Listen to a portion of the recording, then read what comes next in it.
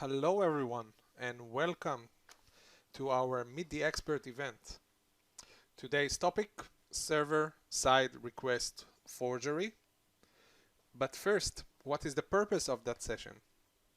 Well, most of you familiar with situation that you have at home, you have appliance, you have device, cost you quite a bit, you always choose the best, but it also has a lot of capabilities, but you always end up with its basic features. Imagine appliance like laundry machine. So many programs. You are just using the colors and the white programs. Why? You don't know how to operate it. You don't have the time to learn. So that's the purpose of our meeting today, to get familiar with one of the AppWall web application important security feature, which I believe most of you are not aware. Most of you already know me. My name is Meir Michaeli. I'm fortunate to be a member of incredible team and talented team at Radware. We are mentor others, expand and spread our knowledge, and we are here to assist you with a solution that tailors your organization needs. Honestly, I'm really excited to lead this session and so grateful you join our Meet the Expert event. The agenda for today is we will explain about the SSRF attack. We will run a demo with all kind of attacks and attacks techniques. We will also discuss how to protect it. And at the end of the sessions, you are more than welcome to put your questions on the in our community. The link to the community page is the link of it appears in your invitations. So at the end of this session, just feel free to put all of your questions regarding this topic in our community. If we look into a diagram of the SSRF, you will see here that you have a public website. You have one server, in our case, that you expose outside. Your network firewalls open the doors for port 80 and port 443. But behind this public website, you have all kind of servers and maybe websites or any kind of services like database, API servers, and FTP servers, and all kind of components that you are not allowed to expose. You don't want to expose them outside. They are not open to the public. Sometimes the network firewall is also have a rule deny any kind of access to this kind of systems. But the hacker finds some kind of way to manipulate the public page and query all kind of resource internally. And by doing that, he is actually abusing the trust relationship inside the internal systems. Because internally, the website itself or the server itself has all kind of maybe permissions to query the servers and the resources inside the DMZ, inside the network. They are, as we know, they are well protected with network firewall, maybe access list. Sometimes you are even skip the authentication part for them and you allow access by IPs. The victim itself is usually unaware, and we will see that in one of the examples that we will demonstrate. They are not aware to the fact that they've been attacked, and it's opened the door to other kind of attack. One of the attack is also, it starts with exposing your internal IPs, but we will also demonstrate how we can scan the ports inside your network, similar to what Nmap does. So in case we want to start, when hacker want to start to penetrate, what he actually does, he's looking for a URL that does not sanitize or validate the parameter, and usually he will focus the URL similar to what you see in the first line here. You see that the domain name is victim, index.php, and after the question mark, you have a page. And the page is a parameter when the value is other page in this web application. Sometimes you see the page extensions, and sometimes you don't see it. Here, with that case, I can guess that login is a PHP, but as internal, something happened behind the scenes in the PHP, and even if it's not visible, the login is a login PHP. The next phase will be, okay, if that page parameter can query file inside the web application, what we can do maybe is let's start to query files in other folders outside of the web application folder.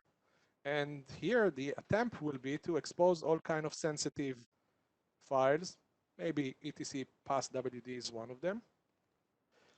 And then the next thing, okay, if he's able to query more resource, what about adding all kind of other protocols, and maybe by guessing all kind of IPs? We will start with localhost, and when you see that he's able to query all kind of files that only localhost can see, it means that also other type of queries by using other protocols such as HTTP here in that example.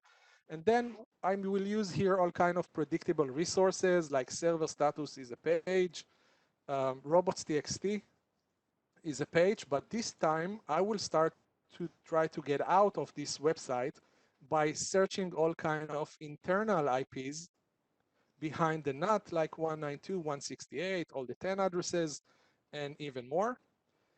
And then if I get pages that usually are you always have it in other website, here I can find a way to expose other services behind these victim web servers. This one is example how you can query API internally of Amazon, the public cloud. They are using this kind of network. So in case I know that I'm inside Amazon, you can know it easily just by querying nslookup.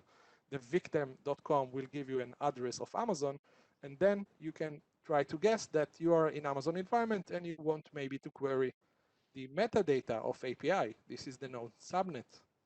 And from now on, you can add to your attack, okay, if 192.168.110 is actually existing, maybe let's try to connect to other port. Maybe the SSH is also open for remote. And this is how hacker is find the key to the and open the doors to SSRF. I must put that slide on the table. Every time we are starting to talk about SSRF protections, many of you by mistake come and say, yes, we do have it. This is a CSRF. So it's a big no. CSRF is a cross-site request forgery. When SSRF is a server-side request forgery.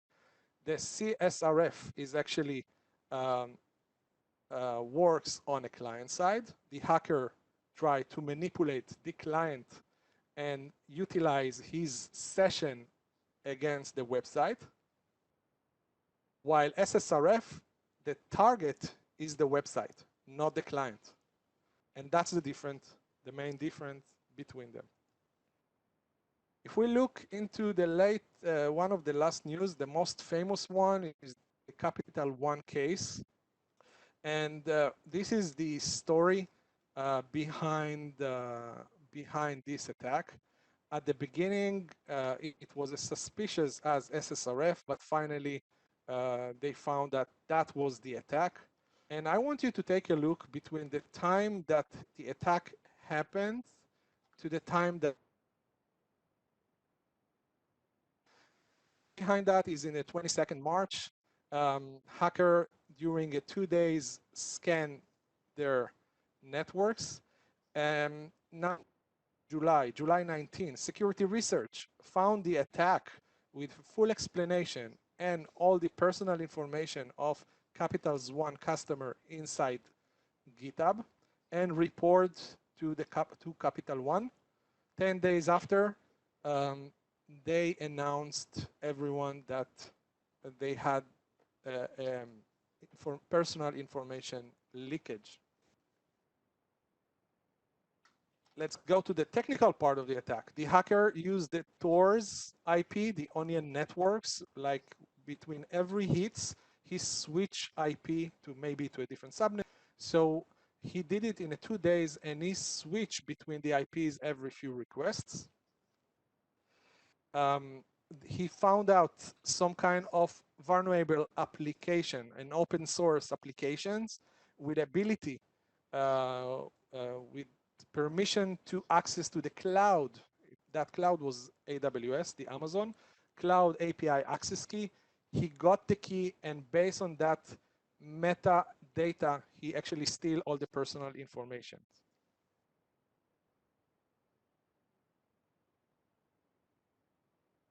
We always wonder about OWASP. So first, in most of our customers or prospect, when the first questions regarding web application firewall is, does your web application firewall protects against OWASP top 10? And our answer is yes, and even behind that.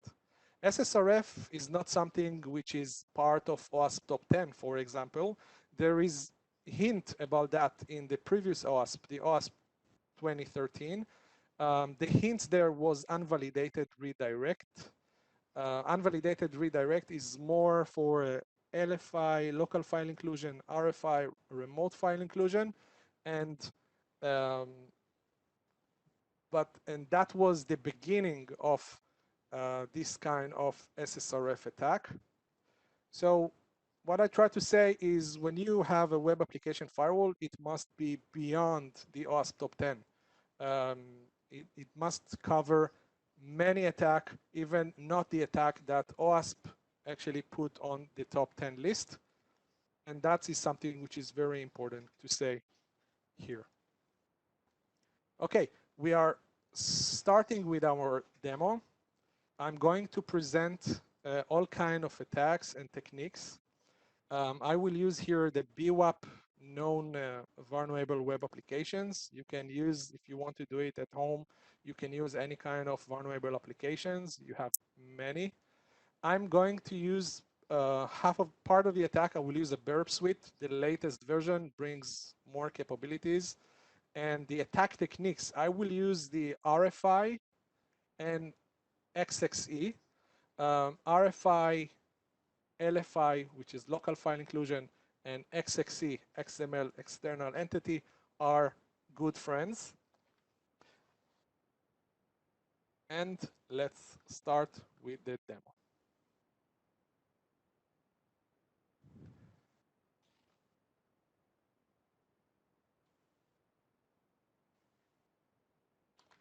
Okay, so that's the bWAPP web application. bnbug, this is usually the username and passwords. And we are going directly to A7, and we are starting with remote and local file inclusion. I'm going to present SSRF based on all kind of type of attacks. It serves me very well and is better for easier understanding. Okay, so here we have a URL, we have the PHP page. Right after that, we have the question mark, and the language here is actually parameters that point to other page in the system. So the hacking is actually starting with pages that you want to test if you have any kind of sanitizing in that values here. So I'm saying if it's able to query PHP, he must query also robots.txt page, which usually exists in every website. And suddenly you can see here, that's the robots.txt page inside this website. And from now on, we see that, okay, nice. It means that it can give you more pages. So the next thing that the hacker will try, he will try all kind of resources there is a name to this kind of a temp. It's a predictable resources location. And I know that's a PHP. PHP also indicates that this server is Apache. So maybe let's start and put here all kind of parameters that which are with the pages which are outside of this web application, inside the operating system level. And here is I was able to take the Apache conf file from the web server. Okay, so now we know it can query pages and configuration file. Okay, so now the next thing that I will put here, I will try to see if this parameter is can work also when I add HTTP protocol. And slowly, I will start to see if the server can query itself. I will start with the local host, the 127.0.0.1. Okay, I will use the same folder, and maybe someone put there another interesting page, the PHP info. Sometimes you are unable to, you are forget to remove it. Sometimes you want it only for internal usage. So now, if things are working now, it means that now I have a local permission on the web server itself, because I'm able to query by HTTP the localhost and expose all kind of pages that you never intend to expose. Okay. Now, if I can do that, maybe, and there is a scanning technique to find your internal IPs. Since our time is limited, I will share that later in our community, how I found your internal IPs inside your networks, because internal IPs can be something which is quite long and takes time to discover. But it usually will be 192 or from the 10 addresses or the other subnet that we will see later. So here I'm saying there are all kind of resources internally that may be open. Server status is the Apache one, usually used for all kind of health checks and server statistics internally. It came from the old API when the API was not something which is so common. So right now I can expose this server is open to the public, but from now on I can query internal servers inside your network. And right now you can see the CPU and uptime of the server. It's a server status, so let's see more things here. Interesting, what you see here is we see the transactions that happening on that servers, probably internally, maybe SSRF. I will try to put my hands on a similar server, maybe for the staging, maybe testing environments. But what you see here right now, I see that there are all kind of pages. Look here, I see a WSDL file that I can take and copy. I see that there is access to the administration path. And here I see also XML with the passwords. Okay, I want to put my hands on them. It will not be easy, and you will see. So first, we found that the admin thing is something that I can start to query. Even without knowing that /admin is also part of the things that you will start to perform or try to guess. In many cases, /admin, /administrations, /backup, that's the predictable resource location that I will use. But here it was easy. In some way I found a way, even if it was not on the server status that you saw. This is a path that you usually will try. And here you see the admin page here also expose something, settings. And in many cases, the reason that you are able to access all kind of things without authentication is because in many environments, the same login, the same session key is valid to all kind of servers. Usually if it's an Active Directory, the Active Directory is for all the servers inside, inside your network. Okay, so now we found the administration area. And then you saw also when you click on the server status, you saw some kind of XML with passwords. I want to put my hands on it, but it will not be easy. Why? Because it's XML. And for the XML, PHP doesn't work as you want it. So that will be a challenge. I need to find an XML, a way to penetrate the internal servers by using XML um, pages. So now here, I will take you into a different page. Now it's become um, it's become more sophisticating. And I will use here BurpSuite.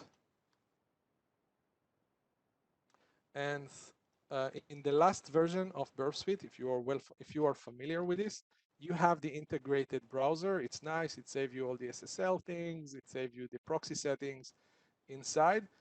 So from now on, I will browse through the embedded browser. Okay, let's browse to the victim.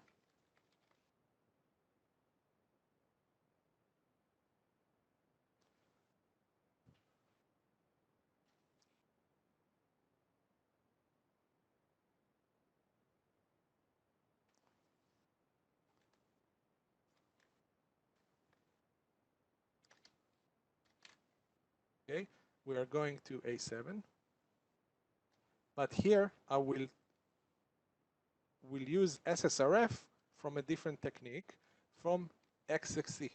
I will perform XXE attack. I will manipulate the XML, and I will use that manipulation to penetrate the internal server. So that attack will be called SSRF.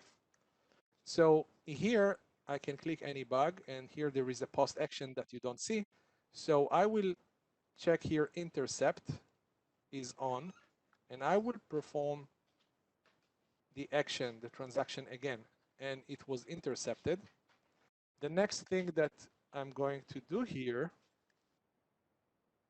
is to action and send it to repeater, another nice module in the burp, and I will switch off the interception. And now let's click send, and we will see the raw data. That's the request, and that's the response. 200 is okay. This is what I need here. Now, what I will do now, I will show you the XXE attack. This is not a session for XXE, no worry. What I will do here, I will write the XML in a different way, and I will break it a little. Let's click send. Okay, so there are a few things which are not legitimate here. The XML is still working, but here, this one is something that you never want that anyone will access here. And here, I try to break the XML. And from now on, you can see here that you can put here all kind of files, file inclusions, remote file inclusion, but here we are going to test it with internal IPs, so it's SSRF. Now, you remember the one that we got the parsing error, and I told you we need to find a better technique to expose XML using PHP, which is maybe does not allow us to do that, and that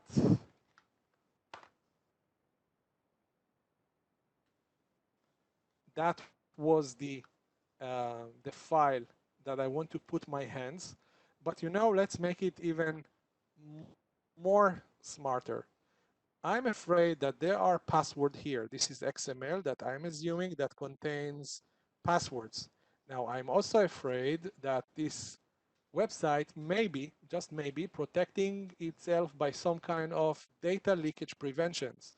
So maybe I don't want to get alert, I don't want to be caught, and I want to take the passwords in a way that no one will notice. I don't want any kind of alerts, I don't want any kind of blocking. So what I will do here, this is, since it's a PHP, in PHP there is a technique that can convert the response to base 64. So you will see the response And if you are looking for all kind of words like passwords inside the XML, um, you don't want to be caught on that. So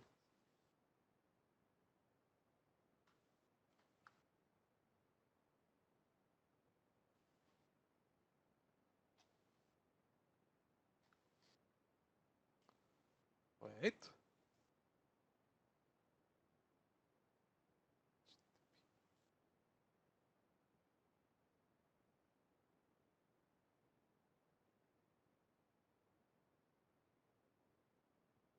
let's have another try.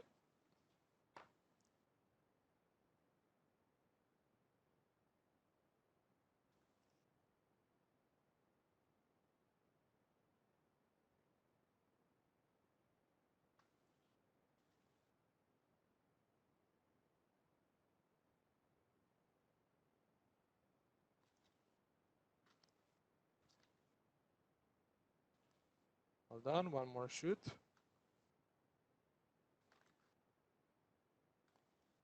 That's how you break the XML.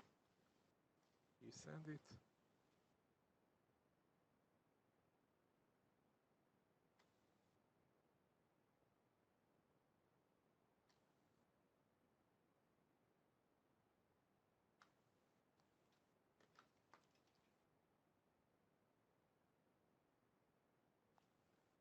Let's try PHP.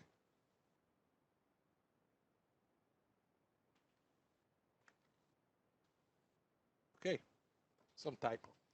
Okay, back to business. And here you see that I got response here, but I got it with a long string. This is actually a base64. I know because from here it's ended with equal. It's part of the suffix for JSON, for base64. Let's take it. And now here you have another nice tool, the decoder. You put here your base64. You said that you want to decode it as base64.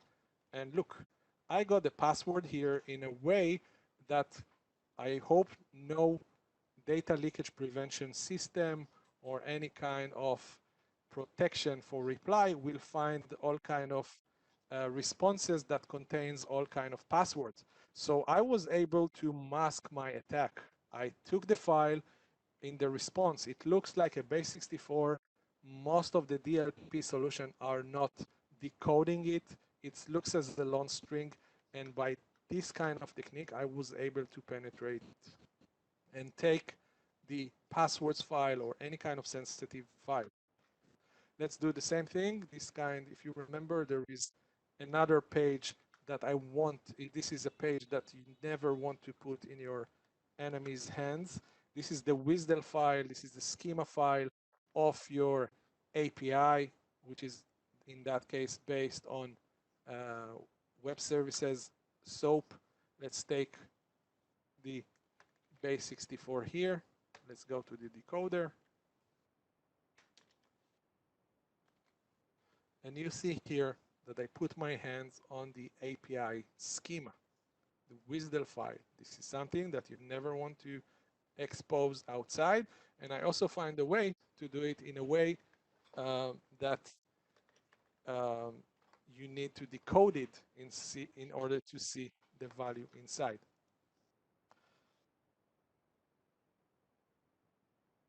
Okay, now next thing, I promise you some kind of way that you are able to query all kind of ports internal in internal system, internal servers.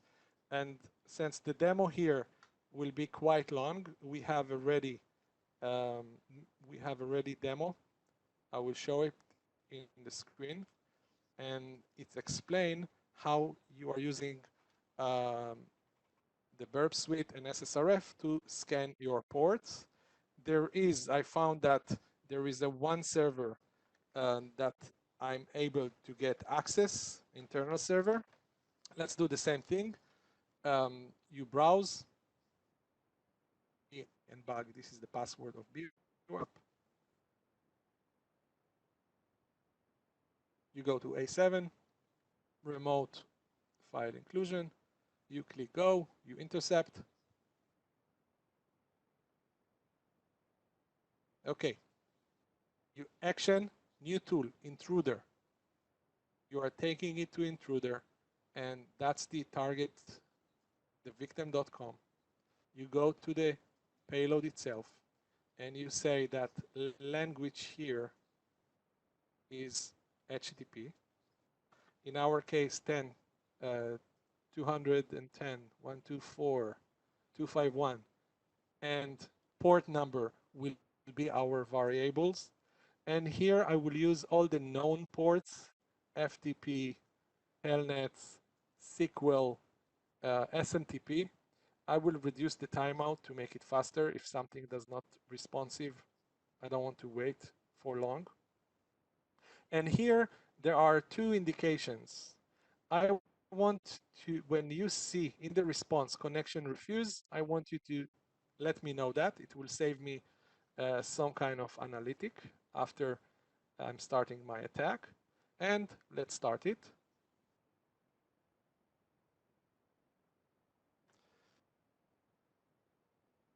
Now the intruder is going to run against all the ports in the system. What you see here on the second line, port 21 is without connection refuse. Okay, this is the first port that I found is open. And when you look into the response, 21 is known as FTP. Okay, nice. I know that there is FTP inside.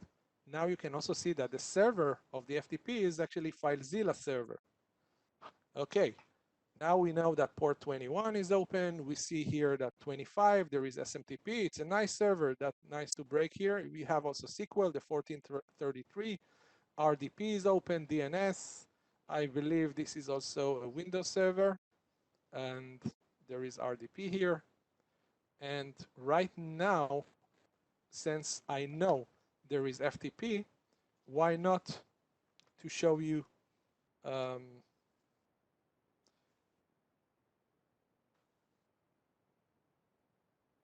here, let's switch our protocol to the FTP. Okay, so now instead of using HTTP and all kind of PHP with technique, let's be more clear here. What I can do now, I'm making a shortcut here. I found that 21, there is a FTP that I can go here. And when I FTP in the list, I see that this FTP is open for log files. I also found this is a web server logs file. The format is similar to what we know from IIS here. And when you click here, send, you can see that using FTP. I remind you, I'm using here a different protocol. So SSRF not necessarily need to be with HTTP. You have more protocol that you can utilize. And here you can see the web server's log. Mediation in the application side. First of all, response handling. It's a nice technique to check response that there is no leakage like passwords and things like that. But the best way is also to protect it from the request side, because as you can see, response can be very tricky. And all kind of the second part, all kind of schemas that you don't want to expose, all kind of URLs that can react to FTP, file, and things like that must be closed from outside and also inside. If there is something that's not necessary inside the schema, inside your website platform, such as PHP, disable it. Restrict the applications to use only the URL schema and disable all other. Put only the URLs that you are allowing access from that server. Whitelist the DNS. You have a proxy. If you have a proxy, you can permit what kind of sites this website is able to get access, what kind of internal servers this one can have access. And now SSRF become more dangerous when we have more API, which is more common. In many places, the API is open even without authentications for internal IPs. MongoDB, the database, has open HTTP API. totally open. We are using the API query to see and manipulate your database inside. From Radware perspective, if you have our web application firewall, the on-prem, the Kubernetes WAF, the cloud WAF, you need to check and validate that you never forget all kind of features and rule under passive, under report mode. Make sure that at least all the recommendation module, the basic modules are in a blocking state. And Radware, the ERT attacker feeds for discover all kind of IPs with bedrock attacker feed is the one with the Tors and all kind of malicious IPs. It's based on Radware knowledge. We are almost everywhere. We see our servers and they are feeding our database and we are publishing it to you. In that case, if they have a Tor protection, hacker maybe need to find a better way to mask itself. And bot manager, all kind of scanners, even if they're sometimes, in most of the cases, they are doing legitimate actions. Radware bot manager can also address scanners, bot, and all kind of activities that look suspicious. And most important, let's talk about your web application firewall. We have unvalidated redirect feature. This is something that I'm encouraging you uh, to set and switch to active. I will show you the feature. Let's go to the WAF, because from now on, when you have the WAF with unvalidated redirect feature, we are not allowed any kind of access that you saw during my presentation, and even more than what you saw. Let's go to the web application firewall screen.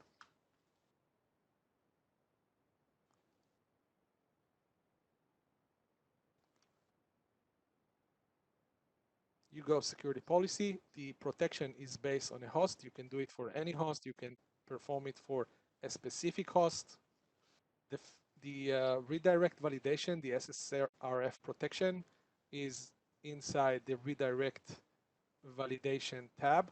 Here you can switch it. You can start with passive if you want, but I can tell you we don't see a lot of false positive. You can switch yourself into into blocking mode, which is the active mode right away. Protect against external URL. This is the one that protects you against CSRF. You can put here all kind of host that you say maybe it's my partner. I'm allowing this kind of queries for that specific domain. You can have it here. Let's go to the WAF events for this kind of attack. What you see here, let's see some of them.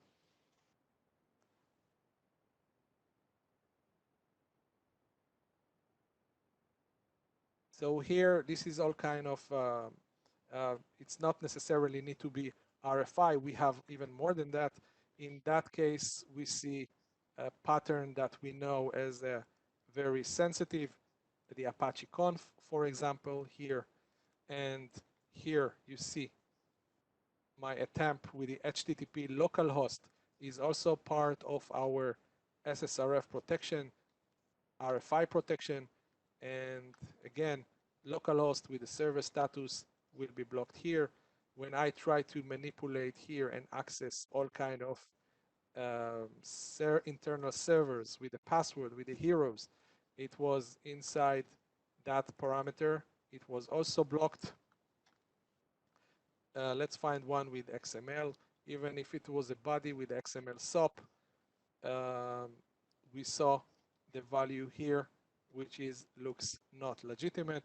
All kind of other protocols with the PHP filters, which try to convert things and do all kind of PHP, is also part of that protection.